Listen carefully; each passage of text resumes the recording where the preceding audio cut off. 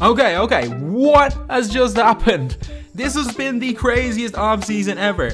The New York Knicks have just agreed to send Carmelo Anthony to the Oklahoma City Thunder for Enes Kanter, Doug McDermott, and a draft pick.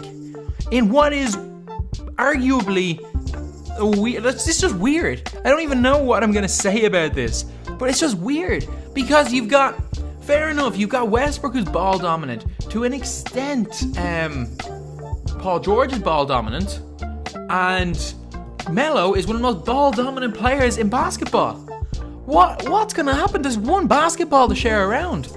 How is Melo going to play with someone like Russell Westbrook? I know Paul George can slide down to the 2. Paul George can play a bit the 2, or Melo can play as a small ball 4. But that's crazy. That is absolutely crazy. Like, I'm really kind of surprised at this. I don't really know how it's going to work. I think that this could be the worst possible trade for the Oklahoma City Thunder. I don't actually think the Thunder get that much better. Like, I get that they're not giving up much. I get that Doug McDermott's not giving up much. I get that Enes Kanter's not giving up much. Because the Knicks got absolutely fleeced, like, for Carmelo Anthony. Even though Melo isn't what he used to be, the Knicks should have definitely gotten more than that for that. Obviously, I know that obviously the Knicks couldn't get any better, which is why they had to accept that deal. But that's crazy though. A first round pick, or it doesn't even say first round pick, it just says a draft pick. Enes Kanter and Doug McDermott. I assume it's a first round pick. No, it just says draft pick, but I assume it's first round. If it's second round, then they got fleeced even more. But the Thunder could blow up after this year. Like, Melo's so ball dominant, Westbrook is so ball dominant. How the two of them are going to play with each other, and how ISO ball players are going to win in today's NBA. Where's the shooting coming from in that team?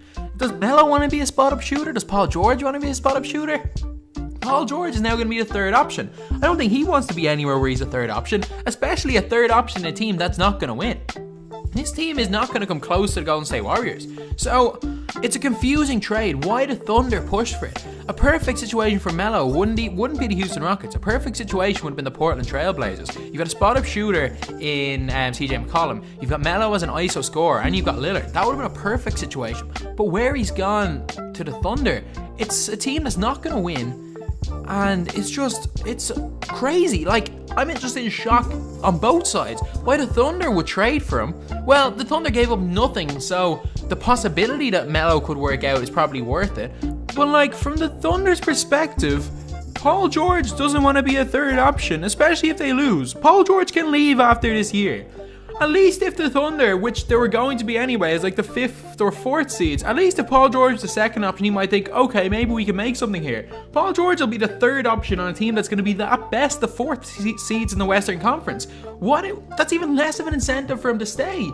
And Melo's nowhere near as good as Paul George. Like, this trade is just crazy. It doesn't, like, obviously the Knicks couldn't get anything better, but it's crazy even for the Thunder to make. Maybe they just want to push everything this year.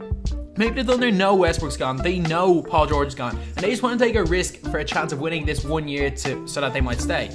But I'm just lost for words. So anyway, thanks to you guys for watching. Please like, comment, and subscribe.